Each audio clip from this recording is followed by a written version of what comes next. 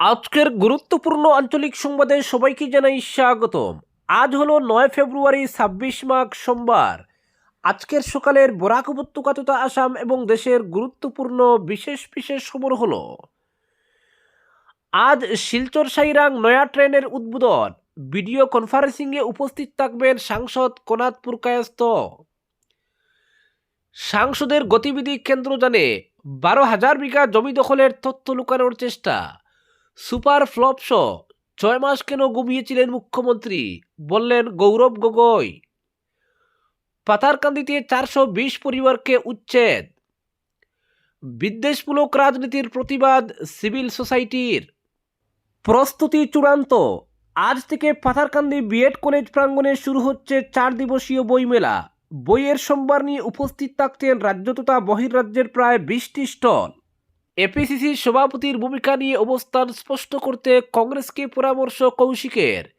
শিলচরে পড়ল গৌরবের কুশপুতুল, প্রতিবাদী মিছিল বিজেপির।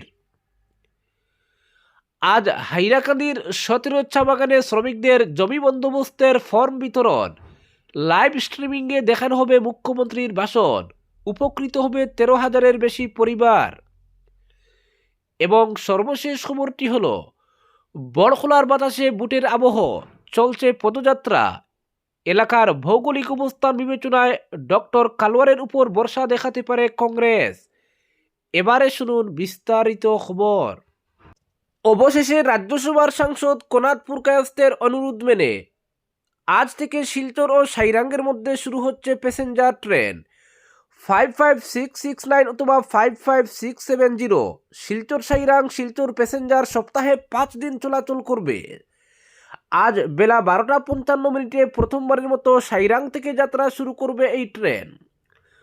উত্তর পূর্বাঞ্চলে সংযোগ এবং যাত্রীকেন্দ্রিক পরিকাঠামো শক্তিশালী করার জন্য ভারতীয় রেলের দৃষ্টিভঙ্গির সঙ্গে সঙ্গতি রেখে কেন্দ্রীয় রেল, তথ্য ও সম্প্রচার এবং ইলেকট্রনিক্স ও তথ্য প্রযুক্তি মন্ত্রী অশ্বিনী বৈষ্ণব আজ ভিডিও কনফারেন্সিংয়ের মাধ্যমে সাইরাং ও শিলচরের মধ্যে একটি নতুন ট্রেন উদ্বোধন করবেন। একই সঙ্গে গুয়াহাটি রেল স্টেশনে নতুন যাত্রী সুবিধার সূচনা করবেন তিনি। আজ সাইরাং রেল স্টেশনের এই অনুষ্ঠানে মিজোরামের মুখ্যমন্ত্রী লালডুহুমা উপস্থিত থাকবেন। এই নতুন ট্রেন মিজোরামের রাজধানী আইজলের জন্য রেল সংযোগ বৃদ্ধিতে আরও একটি ঐতিহাসিক মাইলফলক হিসেবে চিহ্নিত হবে। আসামের রাজ্যসভা সাংসদ কোনাত পুরকায়স্থ ভার্চুয়ালি এই অনুষ্ঠানে যোগ দেবেন বলে এনএফ রেল সূত্রে জানানো হয়েছে। পরবর্তী খবরটি হল, সাংসদের গতিবিধি কেন্দ্র জানে 12,000 বিঘা জমি দখলের তথ্য লুকানোর চেষ্টা। সুপার ফ্লপ শো, 6 মাস কেন ঘুমিয়েছিলেন মুখ্যমন্ত্রী, বললেন গৌরব। মুখ্যমন্ত্রী গোটা করে সাংবাদিক বৈঠক করে তার পাকিস্তান সংযোগের এসআইটি রিপোর্ট প্রকাশ করলেন, কিন্তু মুখ্যমন্ত্রীর সেই সাংবাদিক বৈঠককে সুপার ফ্লপ শো আখ্যা দিলেন সাংসদ গৌরব গগৈ। দিল্লি থেকে আগত জাতীয় স্তরের সাংবাদিকদের জন্য দুঃখ প্রকাশ করে তার মন্তব্য, সি গ্রেড সিনেমার চেয়েও খারাপ এটা।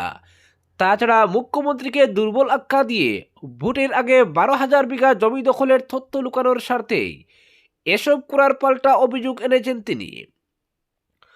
রবিবার দুপুরে মুখ্যমন্ত্রীর সাংবাদিক বৈঠক যখন চলছে, তখন একের পর এক টুইট করতে থাকেন গৌরব। সাংবাদিকরাও সে নিয়ে প্রশ্ন করেন মুখ্যমন্ত্রীকে, ফলে বিষয়ের বাইরে গিয়ে গৌরবের মন্তব্যেরও জবাব দিতে হয় তাকে। প্রথমে সামাজিক মাধ্যমে, পরে সাংবাদিকদের সামনে এসেও একই কথা বলেন কংগ্রেস সাংসদ। এত গুরুত্বপূর্ণ বিষয় হলে 6 মাস আগেই কেন কেন্দ্রের কাছে পাঠানো হলো না বলেও পাল্টা প্রশ্ন তুলেন তিনি। গৌরব বলেন, সব কিছু কেন্দ্র জানে, আমি একজন সাংসদ, আমার আগের পাসপোর্টও রয়েছে কেন্দ্রের হাতে। কেন্দ্রীয় সরকার কি শুয়েছিল এতদিন? আমি কোথায় যাই সেই তথ্য কি নেই কেন্দ্রের হাতে? আসলে মুখ্যমন্ত্রী এত দুর্বল যে গত 6 মাস কিছুই করতে পারেননি। এখন ভোট এসেছে, 12,000 বিঘা জমির তথ্য কী করে লুকাতে পারেন সেটা নিয়ে ব্যস্ত তিনি। এত গুরুত্বপূর্ণ হলে এসআইটির রিপোর্ট কেন 10 সেপ্টেম্বর প্রকাশ করে কেন্দ্রের কাছে পাঠালেন না? আসলে তিনি নিজেই জানেন তার অবস্থান কত দুর্বল। মুখ্যমন্ত্রীর সাংবাদিক বৈঠককে ফ্লপ শো আখ্যা দিয়ে গৌরব বলেন, প্রায় 2.5 ঘন্টা ধরে সাংবাদিক বৈঠক করে মুখ্যমন্ত্রী যথেষ্ট চেষ্টা করেছেন নিজের ফ্লপ শো কী করে মানুষের মধ্যে নিতে পারেন, কিন্তু সুপার ফ্লপ হয়েছে এটা, দিল্লি থেকে আগত সাংবাদিকদেরই বোঝাতে পারেননি তিনি। দিল্লি থেকে এসেছেন কিছু পাবেন বলে 2.5 ঘন্টা ধরে সহ্য করেছেন, কিন্তু সাংবাদিকরাও সন্তুষ্ট হননি। তার দাবি 10 সেপ্টেম্বর রিপোর্ট প্রকাশ করার কথা ছিল, কিন্তু 6 মাস শুয়েছিলেন তিনি। এতটা গুরুত্বপূর্ণ বিষয় হলে 6 মাস কি করছিলেন? ভোট এসেছে বলে এসব কথা বলছেন। আসামের মানুষদের সম্মান করার কথা বলে গৌরবের মন্তব্য। আসামের জনগণকে বিপথে পরিচালনা না করে সম্মান করতে শিখুন মুখ্যমন্ত্রী। 6 মাস আগে যা করার ছিল ভোটের 2 মাস আগে করলেন, মানে তিনি নিজেই সন্তুষ্ট নন। তিনি যে নাটক সাজানোর চেষ্টা করেছেন সকলে সেটা বুঝেন, তবে সেই প্রচেষ্টা বিফল হয়েছে। পরবর্তী খবরটি হলো, হাইলাকান্দির পর শ্রীভূম জেলার পাথারকান্দি উপজেলার অধীন বিভিন্ন সংরক্ষিত বনাঞ্চলে বসবাসরত অবৈধ দখলদারদের বিরুদ্ধে রবিবার দিনভর ব্যাপক উচ্ছেদ অভিযান চালায় প্রশাসন। এতে রয়েছে দুহালিয়া সংরক্ষিত বনাঞ্চলের অধীন মধুরবন, উত্তর গোপালপুর, খিলরবন, বর্তল এলাকার প্রায় 350টি পরিবার সহ লুয়াইরপুয়ার বাদশাহী রিজার্ভের ইসারপাড়, রাধামাধবপুর, বালিয়া, ছাগলমুয়া, করিমগঞ্জ বিল, চাঁদপুর, পূর্ববাজারি ও লঙ্গাই সংরক্ষিত বনাঞ্চলের মাগুরা, যোগীছড়া, বর্দবিল, পুরান সোলামোনা, উত্তর সোলামোনা, বাজারঘাট ও জাহানপুর এই 15টি গ্রামের প্রায় 420টি পরিবারকে উচ্ছেদ করা হয়। রবি, সোম ও মঙ্গলবার টানা 3 দিন চলবে এই অভিযান। বিগত দিনে বন বিভাগ কর্তৃক গুগল ম্যাপ সহ জিপিএস ও নথিপত্র যাচাই করেই এদের চিহ্নিত করা হয়। উক্ত অভিযানে প্রায় 50টি বুলডোজার সহ বেশ কোটি হাতি ও 3 শতাধিক কর্মী নিয়োগ করা হয়েছে। পাশাপাশি আইন শৃঙ্খলা বজায় রাখতে DFO, ACF, range officer, magistrate, police, BSF, commando বাহিনী, আধা সেনা সহ প্রোটেকশন টিমের কর্মীদের কাজে নামানো হয়। উচ্ছেদস্থলে সংবাদ কর্মীদেরও প্রবেশে বাধা দেয় প্রশাসন। এই অভিযানে অবৈধ বসত বাড়ি সহ রাবার বাগান, সুপারি বাগান এবং ফিশারিও গুড়িয়ে দেওয়া হয়। অবশ্য এর আগে গত কয়েকদিনে বেশ কোটি নোটিশপ্রাপ্ত পরিবার নিজেদের তল্পিতল্পা গুটিয়ে অন্যত্র আশ্রয় নেওয়ার খবর পাওয়া গেছে। এ ব্যাপারে বন বিভাগের ডিএফও অমল আর বরহাদি জানান, উচ্ছেদ অভিযানে পাথারকান্দিতে প্রায় 3000 বিঘা সরকারি জমি বেদখল মুক্ত হবে। প্রশাসন সজাগ থাকায় এদিন কোথাও কোনো অপ্রীতিকর ঘটনা ঘটেনি। এদিকে একাংশ উচ্ছেদের নোটিশ প্রাপকদের কাছ থেকে বিশেষ সুবিধা করে দেওয়ার নামে একটি অসৎ চক্র বিজেপির নাম ভাঙিয়ে টাকা আদায়ের অভিযোগ উঠেছে। উচ্ছেদের ফলে অনেক অসহায় পরিবারকে মুক্ত আকাশের নিচে আশ্রয় নিতে দেখা গেছে। তারা অনেকে সরকারি জমির দাবি জানিয়েছেন। পরবর্তী খবরটি হলো, বিদ্বেষমূলক রাজনীতির প্রতিবাদ সিভিল সোসাইটির। মুখ্যমন্ত্রী হিমন্ত বিশ্ব শর্মার সাম্প্রতিক ঘৃণামূলক ভাষণ, সংখ্যালঘু ভোটারদের নাম তালিকা থেকে বাদ দেওয়া এবং স্বনামধন্য ব্যক্তিত্বদের অবমাননার বিরুদ্ধে আসাম সিভিল সোসাইটি তীব্র প্রতিবাদ জানিয়েছে। প্রাগজ্যোতি সাংস্কৃতিক প্রকল্পের আলোচনা কক্ষে আয়োজিত সভায় সংগঠনটির নেতৃবৃন্দ অভিযোগ করেন যে 2016 সালে পরিবর্তনের স্লোগান দিয়ে ক্ষমতায় আসা বিজেপি নেতৃত্বাধীন সরকার গত 10 বছরে আসামের সাম্প্রদায়িক বিদ্বেষকে ভয়াবহ মাত্রায় নিয়ে গেছে। মুখ্যমন্ত্রীর মন্তব্য, যেখানে তিনি বঙ্গীয় মূলের অসমিয়া মুসলমানদের ভোটাধিকারের প্রশ্ন তুলেছেন, রাজ্যে উত্তেজনা সৃষ্টি করেছে। দ্বিতীয় মেয়াদে দায়িত্বশীল পদে থেকে মুখ্যমন্ত্রী হিমন্ত বিশ্ব শর্মা বিশেষ জনগোষ্ঠীর বিরুদ্ধে প্রকাশ্যে বিদ্বেষ ছড়িয়েছেন।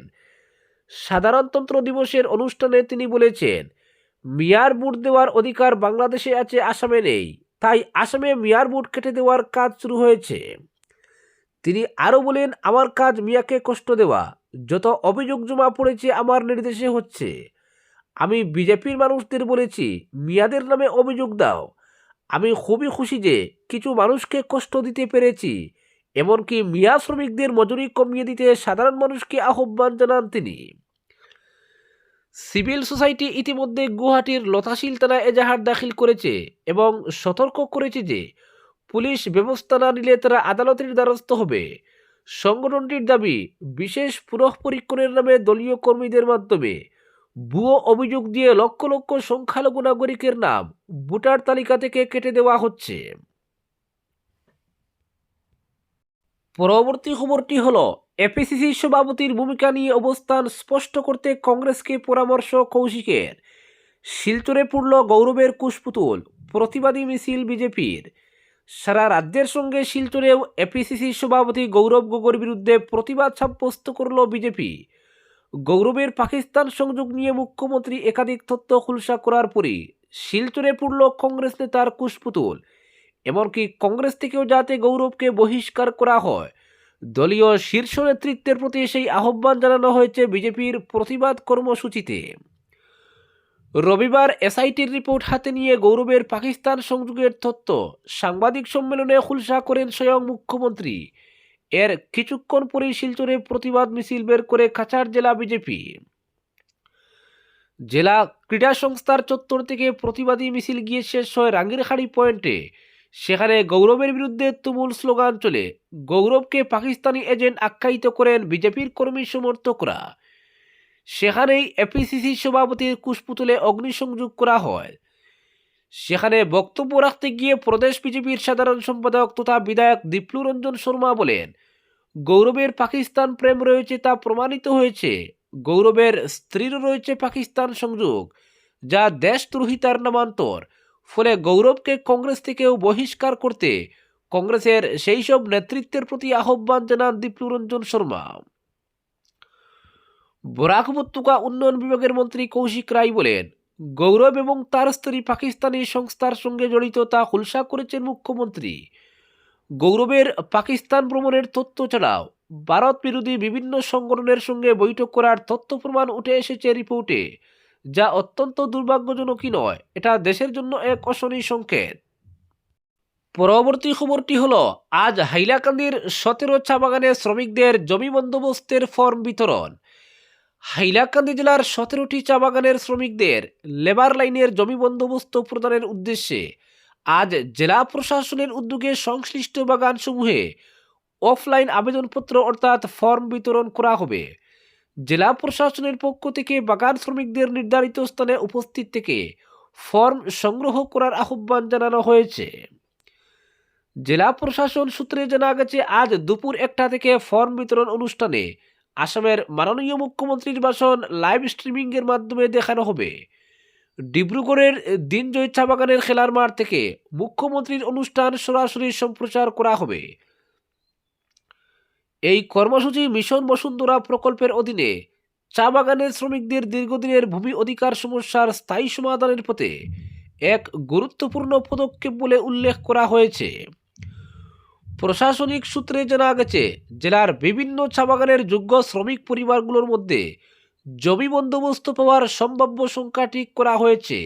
এর মধ্যে আয়নাখাল চা বাগানে 1720 পরিবার, বন্দুকমারা 150 পরিবার, বর্ণিব্রিজ 971 পরিবার, চণ্ডীপুর 1015 পরিবার, কাটলিচূড়া 272 পরিবার, দোলাই 647 পরিবার, কইয়া 2105 পরিবার, কাঞ্চনপুর 850 পরিবার, লালাচড়া 951 পরিবার, লালামুখ 624 পরিবার, মণিপুর 417 পরিবার, নরসিংপুর 1245 পরিবার, রূপাচড়া 500 পরিবার, শিরিশপুর 701 পরিবার, সাউথ কাচার 417 পরিবার, সুলতানচূড়া 123 পরিবার এবং বার্নারপুর চা বাগানে 336 পরিবার অন্তর্ভুক্ত রয়েছে। সরকারি সূত্রে জানা গেছে, বহু দশক থেকে চা বাগানের লেবার লাইনে বসবাসকারী শ্রমিক পরিবারগুলি আইনগত ভূমি অধিকারের অভাবে নানা সমস্যার সম্মুখীন হয়ে আসছেন। জমির বৈধ অধিকার না থাকায় বসবাসের স্থায়িত্ব, কল্যাণমূলক সরকারি সুবিধা গ্রহণ এবং ভবিষ্যৎ নিরাপত্তা নিয়ে অনিশ্চয়তা তৈরি হয়। সেই প্রেক্ষিতে এই ভূমি বন্দোবস্ত প্রক্রিয়া একটি সময়োপযোগী ও বহুদিনের প্রত্যাশিত উদ্যোগ।